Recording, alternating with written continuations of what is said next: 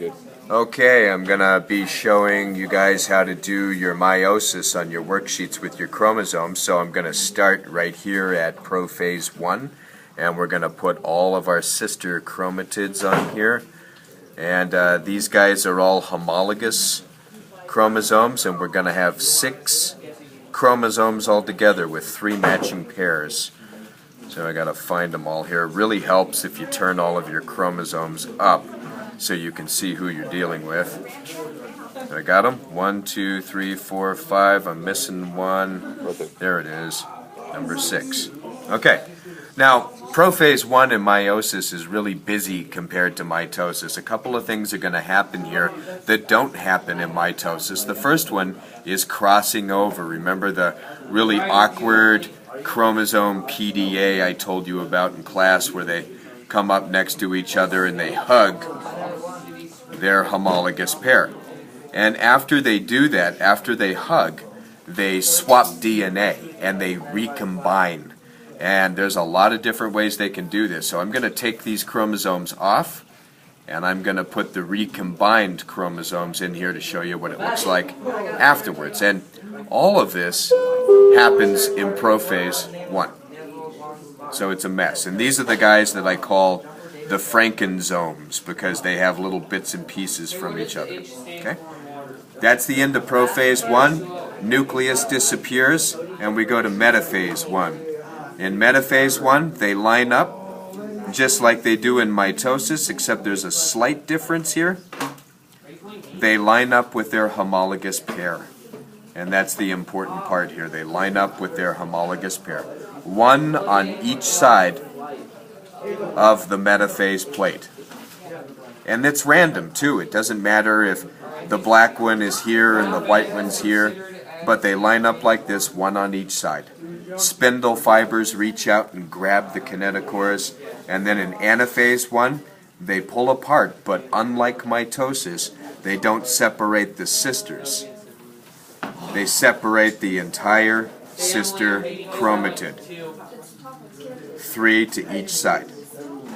Okay? Now I'm going to move on to meiosis 2. I am skipping a couple of phases. Telophase 1 is just going to show the new nuclei forming. Cytokinesis will occur. We're going to get 2 cells. And then in prophase 2, we're just going to see the DNA reappear into chromosomes. So I'm going to skip ahead to meiosis 2. So I'm going to take those separated sister chromatids and line them up. Who created the periodic table and is also an element named after it? Dmitri Mendeleev. Sorry, I'm answering a question from Jared while I'm doing this. Okay, so in meiosis 2, all of the sister chromatids are lined up in the middle, and now anaphase 2 is going to happen where they separate the sister chromatids. So now we're going to have to look for our single chromosomes. If you look at this one right here, it's a small black with a white tip. So I'm going to separate one to this new cell, and the other small black with the white tip's going to go to this side. The other one is a medium black with a white tip. It's going to go over here. Whereas the other medium black with the white tip is going to go to this one. And then I've got a long white one with a black tip.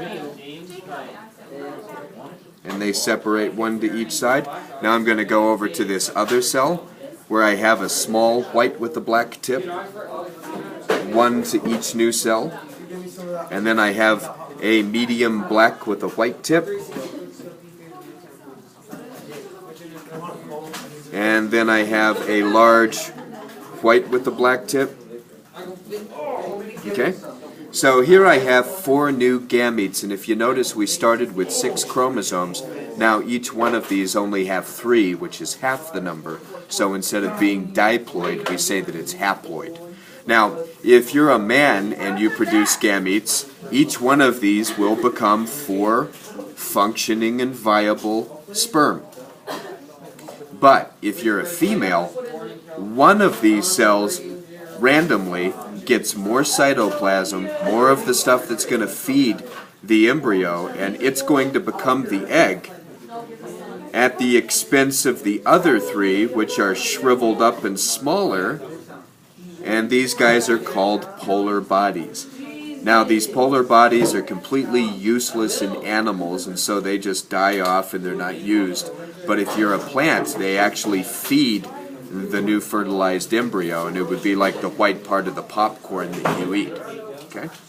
Hope that helps. Practice this over the weekend and check out the video.